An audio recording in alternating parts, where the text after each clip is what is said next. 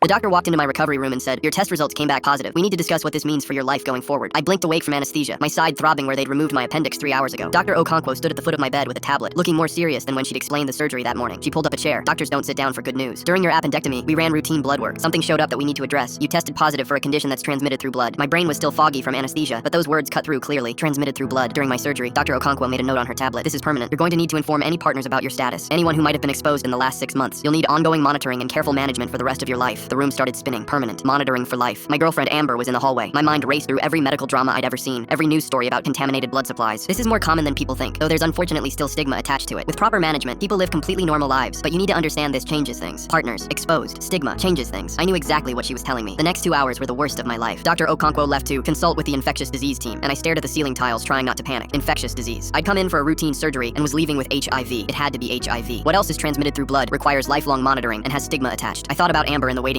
We'd been together for 2 years. We were talking about moving in together. Now I had to tell her she needed to get tested because of my surgery. A nurse came in to check my vitals, wearing more protective equipment than before. Gloves, gown, face shield. She saw me staring and gave me a sympathetic smile. "Just following updated protocols, honey. Nothing to worry about." Updated protocols, because now I was contaminated. Another doctor came in, introduced himself as Dr. Bosin from hematology. "We need to run a few more tests. Check your levels. This is standard for cases like yours. We'll need to monitor you every 3 months, probably for the next several years." Years of monitoring, 3-month check-ins, just like I'd read about HIV management. Dr. Okonkwo returned with another doctor she introduced as Dr. Weltkins. They spoke in low voices near the door, and I caught fragments. "Rare presentation. Need to notify the donation center. Update the registry." "Donation center?" I asked. "Are you telling me who gave me this?" Dr. Okonkwo turned. "We need to document the source for medical records. The important thing is you're stable now." Stable now, implying I might not be stable later. Through the door, I could hear voices in the hallway. Amber talking to my mom. "They won't let me see him. They keep saying he needs rest, but something feels wrong. Why is everyone crying?" My mom's voice cracked. "I don't know, honey. They just said there were complications from the surgery." Footsteps approached. Amber appeared, face streaked with tears. "Can I please come in?" Dr. Weltkins blocked the doorway. "Let's give him a few more minutes while we finalize things." "Finalize what?" Amber's voice broke. "What's wrong with him?" They guided her away, and I heard a nurse mention special handling procedures for the samples. Dr. Okonkwo returned with forms. "You need to sign consent for ongoing monitoring and register with medical databases. It's required by law for cases like yours." Required by law. Government tracking. My hands trembled holding the pen. 2 hours ago I was healthy. Now I was signing my life away. Dr. Okonkwo sat down and studied my face. "Why do you look so terrified right now?" "Because you just told me I contracted HIV from the surgery." Her eyes went wide. "What? No, you don't have HIV. You didn't get infected with anything. During your blood work, we discovered you have an extremely rare blood type called Rh null, golden blood. There are fewer than 50 people in the world with it. That's what you tested positive for." I stared at her, my brain refusing to process. A blood type? Not a disease. A blood type. Transmitted through blood meant it's genetic from your parents. Lifelong monitoring means we're hoping you'll donate blood quarterly because you could save lives. Informing partners is for family planning if you have kids. The infectious disease team was never about you. That was a different patient. The donation center and registries are for rare blood donors, not disease tracking. The special handling is because your blood is valuable, not contaminated. Every phrase crashed through my mind with new meaning. "So I'm not sick? You're completely healthy. You're just incredibly rare and could save lives if someone with your blood type needs a transfusion." I started laughing, half hysterical. I thought I was dying. Dr. Okonkwo put her head in her hands. "I'm so sorry. I should have said you're completely healthy first. You've been sitting here for 2 hours thinking the worst." When Amber finally rushed into the room, I was still laughing and crying at the same time, and all I could say was, "I have the fanciest blood in the world."